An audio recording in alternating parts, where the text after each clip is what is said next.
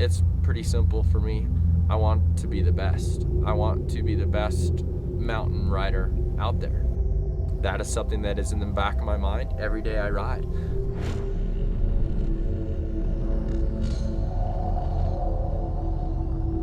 I do things that I don't think I can do because that's the only way you can get better. I mean, that's my motivation. I want to go out there and stomp it every day. I want to do things where people are like, holy cow, I can't believe he just pulled that. It's not for anybody, it's not for show, it's for me.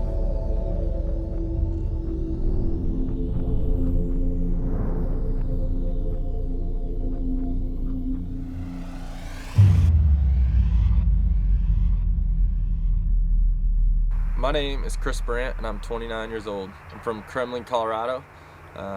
Grew up in Denver, moved up to Kremlin about 8 years ago.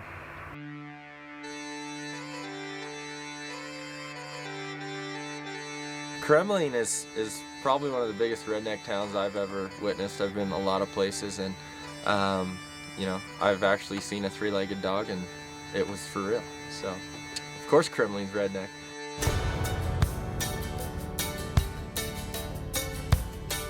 It's just sick. It's cool to be able to go rip your dirt bike whenever you want and not have to worry about the hassles of a city.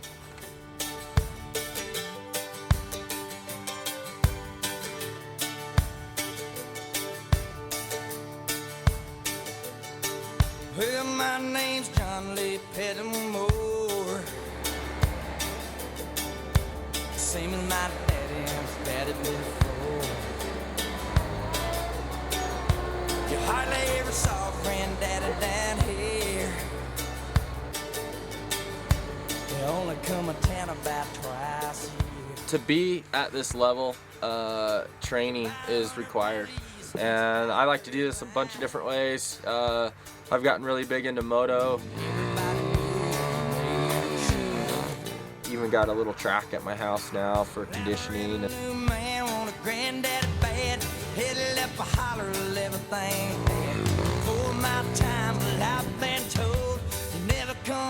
We got some of the sickest, gnarliest single track stuff in the United States.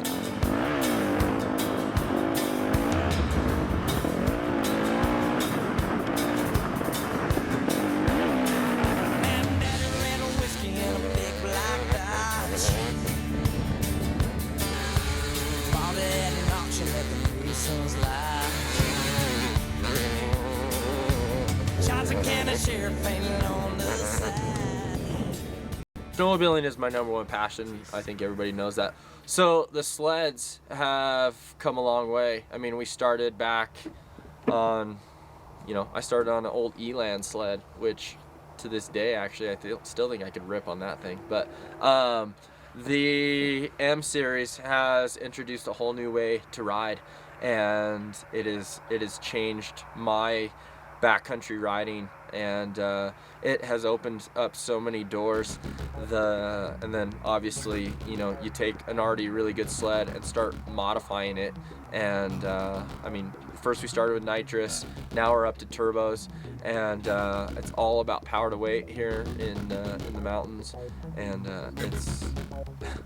I can't wait to see where it's going to go next.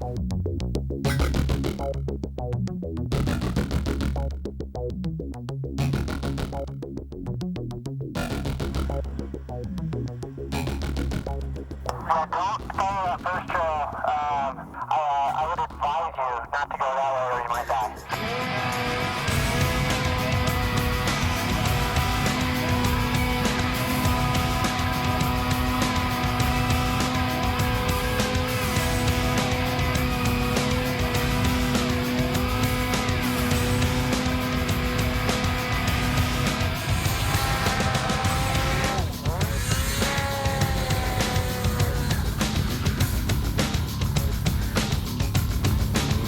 Yeah.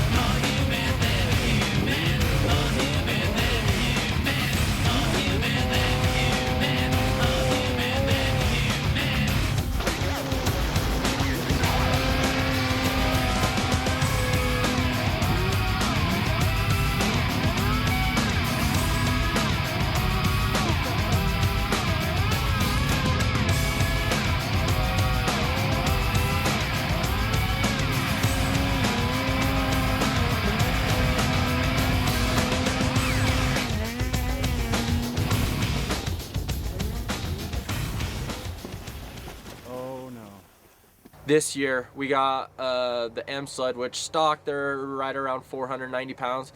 We got it down to 445 pounds with a Boondocker turbo that puts out about 265 horse.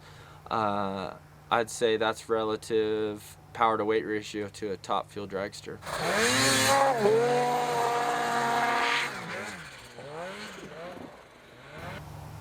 Maybe not that, but I just made that part up. Oh, that's good.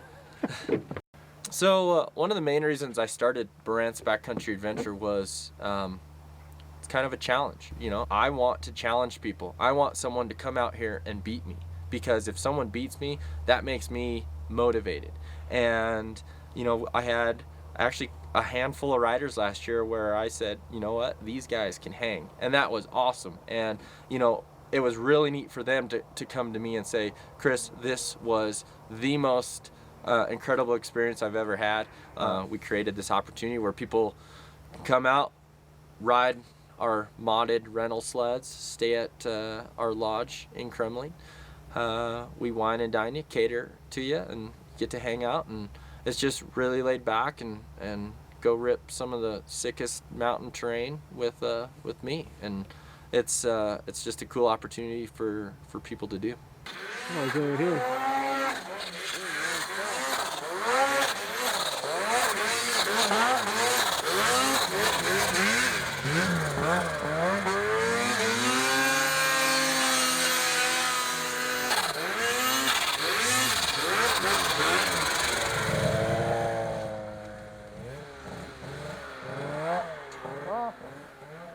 Pretty good.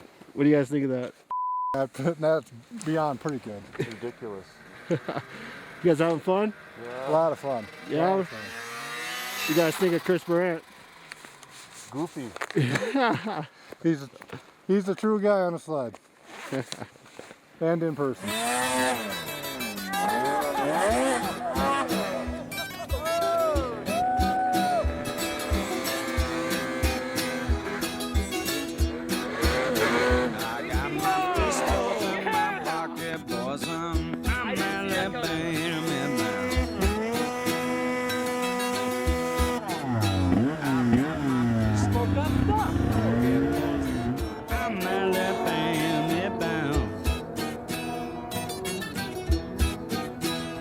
I'm not looking for no trouble, but nobody dogs me around.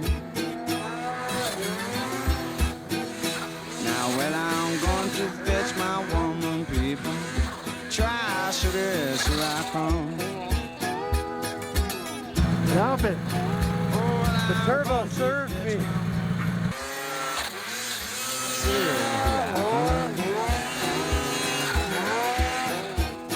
Cause she was raised up on that cornbread. I know that woman give me some. Give me some, baby.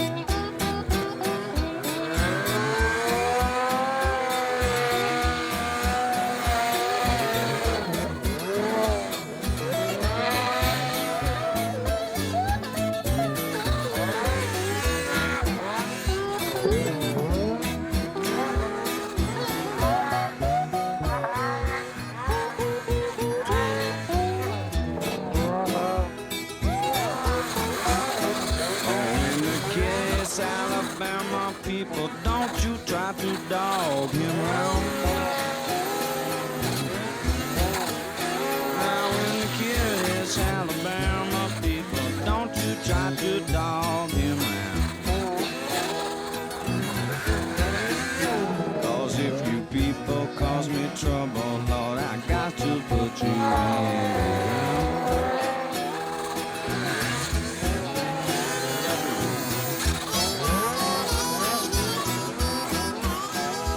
My hot dogger and my aftermarket air filter right here really makes this thing dance a little bit. You know, 300 horsepower, that probably helps out too.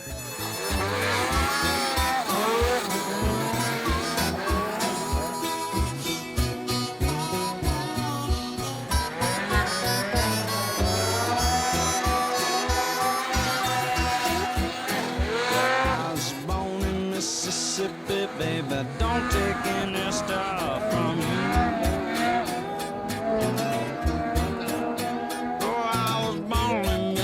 Mississippi, and I don't take any stuff from you. And if I hit you on your head, boy, it's got to make it like blue. Well, I'm going to Alabama, got my pistols out by my side. Yes, I'm right to Alabama with my pistols out by my side. Cause down in Alabama you can run, but you sure can't hide. Okay. And then Aaron take. Okay. Can you do me a favor? Can you give me a shout tonight? I'm up at the ears right now. Yeah, I'll give you a call later. All right, that'd be perfect. Thanks, man. Thanks, man. See ya. Bye-bye. Never ends, Clay. Never ends. Startup year of Burandts Backcountry Adventure. We ended up doing 125 people last year, which our goal was 75. So I was really happy about that. You know, you always have that guy who says it wasn't what I thought, it was too expensive and blah blah blah. Well, I can honestly say out of those 125 people, there wasn't one person who left here feeling they got shortchanged. I borrowed Dukes's. Dukes's. But it wouldn't run, it was popping or something. Yeah. So I said, hey Brown, let me ride your sled. You guys were swapping sleds. And every time we that day. swap, we both roll it Because down. you wrecked my sled the year before. No, I didn't. So we named this hill Hamburger Hill. What do you think? Can you outdo that one? I don't want to wreck. I want to make it.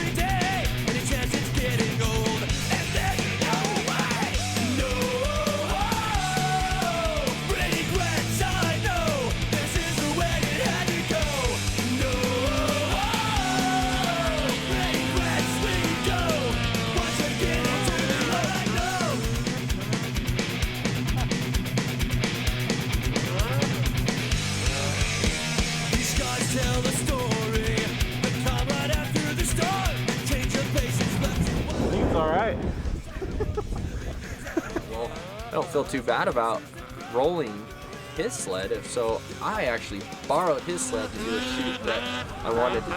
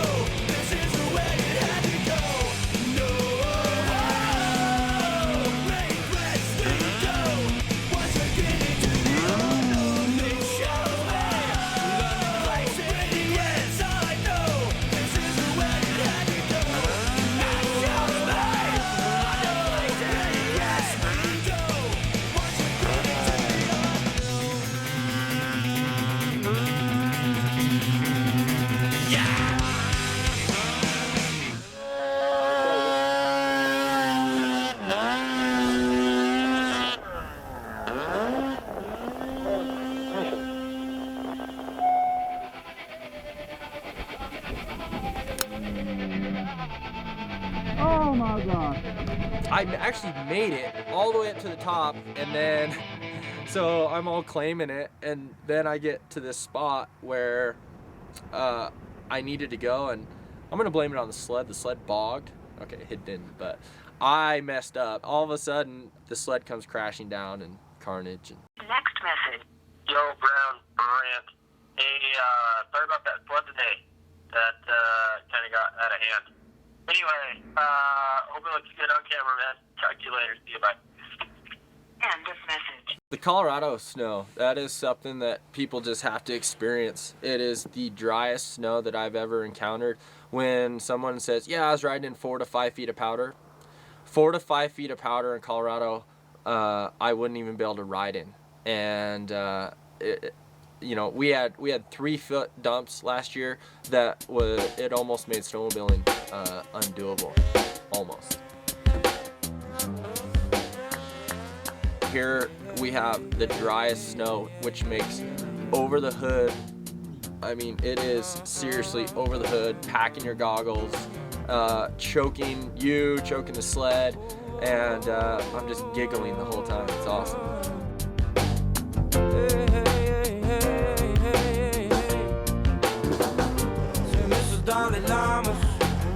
Another sister shooting hair on Damaris. Amputees and Freetown, Sierra Leone's.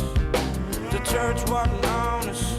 The state put the youth in a harness, creating hostility among us. The teacher said no college. Still kid gotta get a check with a couple commas. People wanna bomb us. More people gotta scatter and run from us. Blame it on Zeus and Apollo and Adonis. But what you done here is put yourself between a bullet and a target. And it won't be long before you pulling yourself away. But what you done here is put yourself between a bullet and a target. And it won't be long before you pulling yourself away.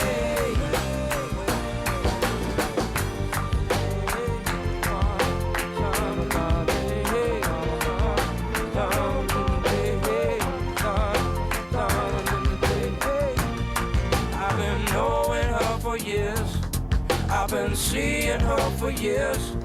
She got a dark, dark wavy hair, with a voice that you just don't care. She got a skirt with another top. She got a daddy never gave her. She drink a beer with a monster. She got knocked up in a pickup truck. She got engaged when she was 19 to this dude who was acting insane. Had a 45 that he always claimed. She said one day, one too many days. Now we bluffed that she ran away, never to be heard from, never to be seen. I took a cover of a magazine. I'm just wondering how, what you done is put yourself between a bullet and a target. And it won't be long before you pulling yourself away. What you done is put yourself between a bullet and a target. And it won't be long before you pulling yourself away. What you done here is put yourself between a bullet and a target. And it won't be long before you pulling yourself away. What you done is put yourself between a bullet and a target. And it won't be long before you pulling yourself away. A bullet and a target. A bullet and a target. A bullet and a target. A bullet and a target.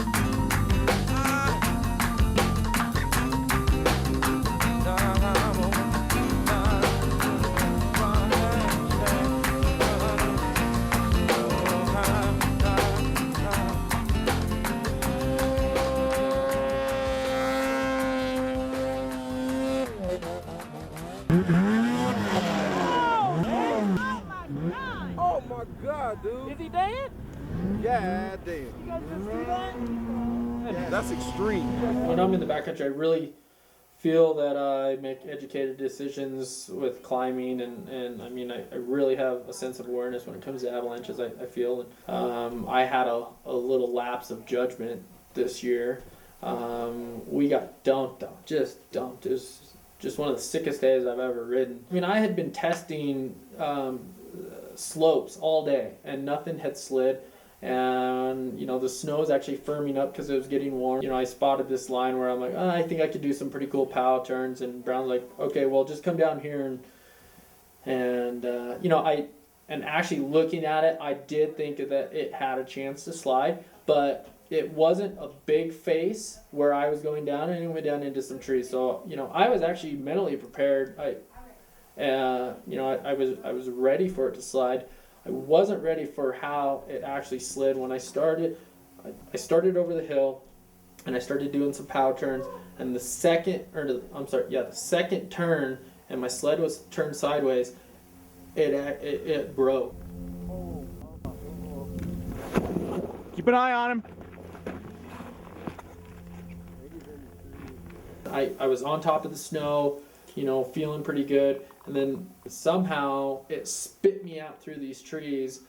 Your handlebar is right there. Really? Right below his.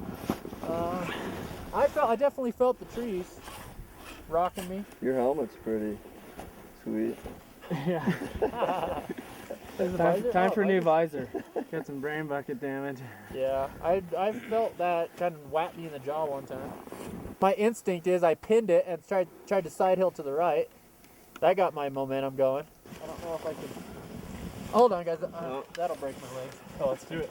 Think about it. Just survive the gauntlet.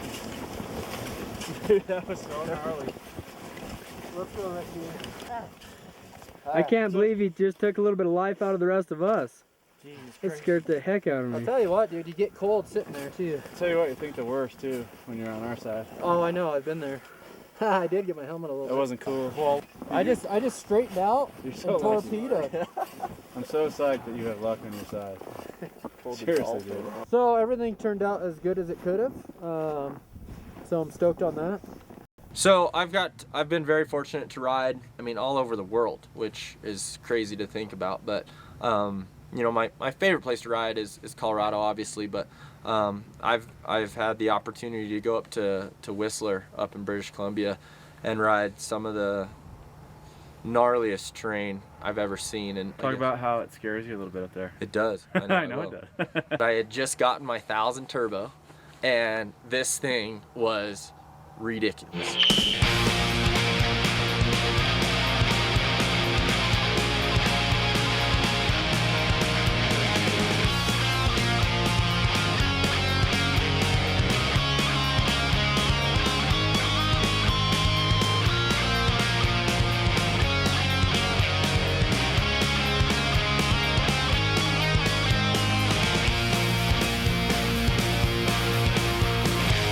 When I was young, I was invincible. I find myself not thinking twice. I never thought about no future. It's just a roll of the dice. But the day may come when you've got something to lose, and just when you think you're done paying dues, you say to yourself, "Dear God, what have I done?" And hope it's not too late, 'cause tomorrow may never come. Reach for the sky, 'cause tomorrow may never come. Reach for the sky, 'cause tomorrow may never come. Yesterday is history, and tomorrow's a mystery. But baby, right now, it's just about you and me. You can run, you can hide, just like Bonnie and Clyde. Reach for the sky, ain't never gonna die. And I thank the Lord for the love that I have found, and hold you tight, 'cause tomorrow may never come. Reach for the sky, 'cause tomorrow may never come. Reach for the sky, 'cause tomorrow may never come.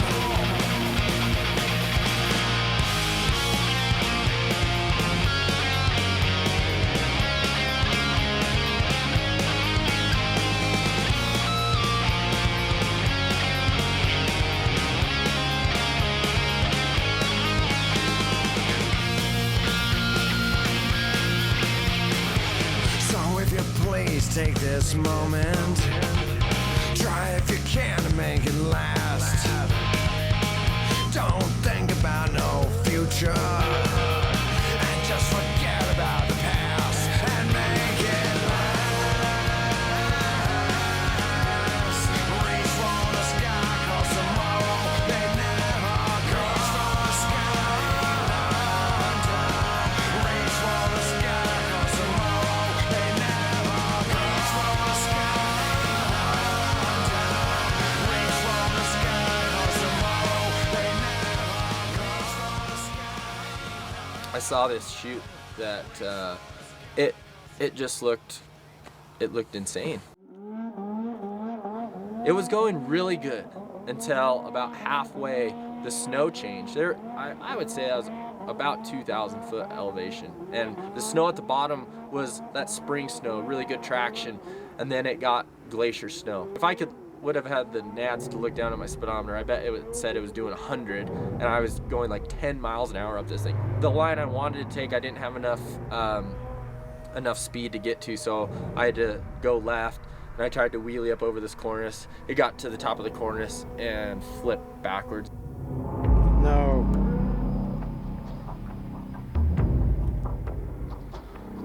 Sled was right in front of me. I'm behind it, sliding out of control, and all I'm thinking about is the rocks that I negotiated to get up.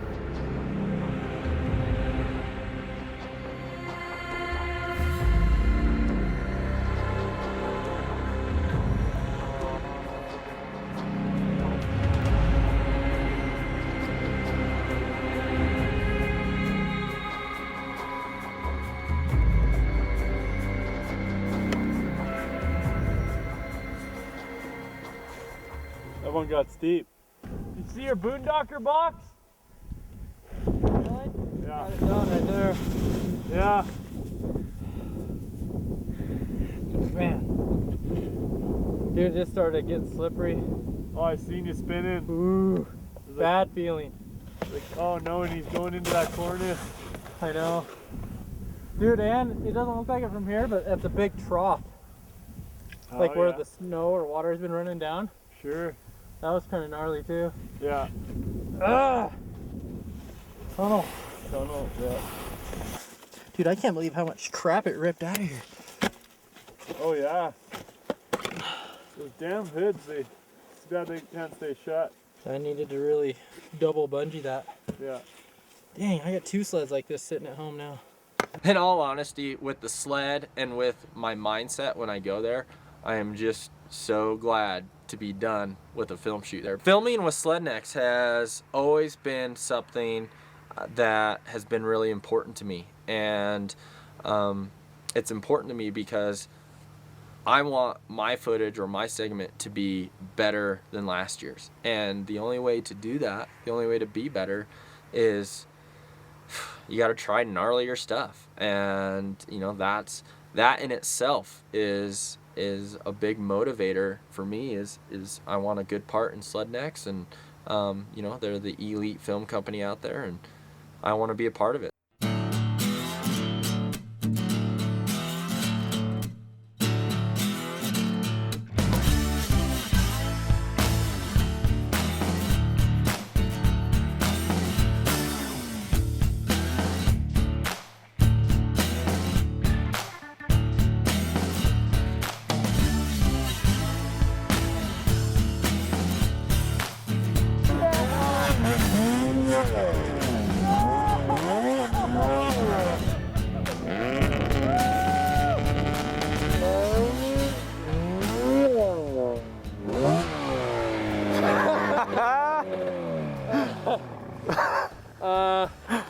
Snowmobiling is pretty cool. Especially in November. Holy... I've never ridden in snow like this ever in my life. Ever. Holy cow, does this Cutler 1000, a little nitrous, boondocker. It You hitting the button? Oh yeah. Breaking in the motor. There's nothing that'll go through this sled like an M, or this snow. Nothing.